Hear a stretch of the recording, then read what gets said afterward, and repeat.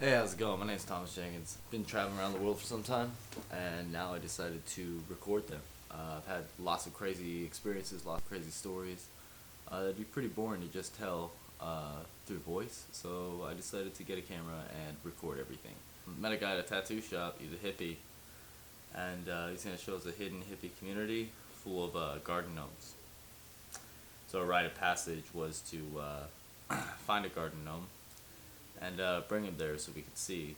It is completely hidden, so we cannot reveal the location to you guys and how to get there.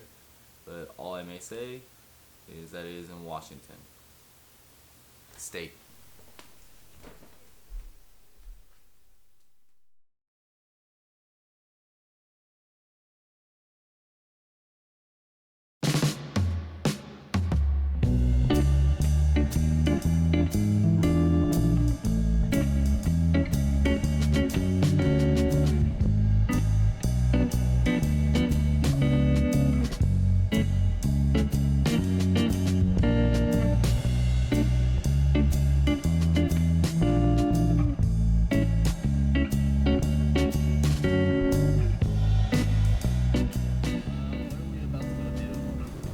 We're heading up to go and try and find a place called Gnome Valley or something weird like that.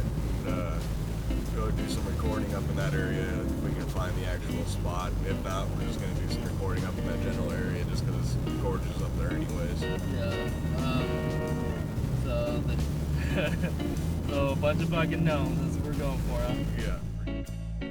Where exactly is the Gnome Valley? It's actually known as the Gnome House, and it's in, Okay. which is off.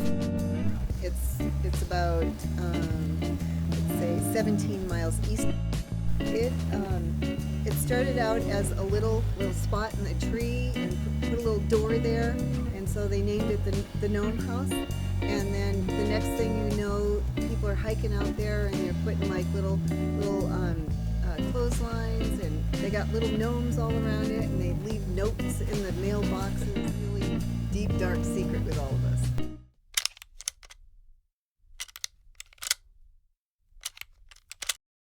When there's good, there is always evil. Ironically, even gnomes have a dark side of the story.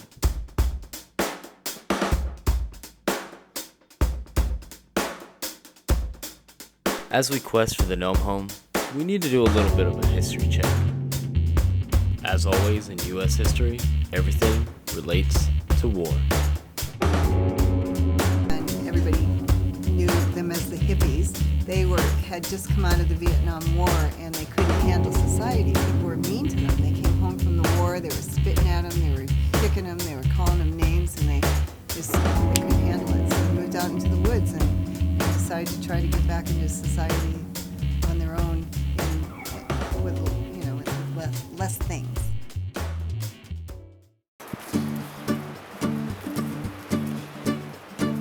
At this point, you're probably wondering, what does war and gnomes have anything to do with one another?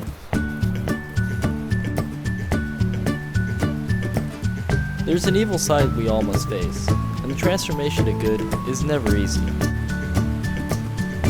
The gnome doesn't just represent something physically in the woods, but an ending to the torture some must go through during their quest. Finally, as we find the gnome home after many hours searching the secluded woods, we realize the message they've been trying to say. The quest is something we all have to measure through. Not just physically through the forest, but also mentally. Fighting the past and the present. So when you finally achieve finding the gnome, you may just find peace. And being subtle about it,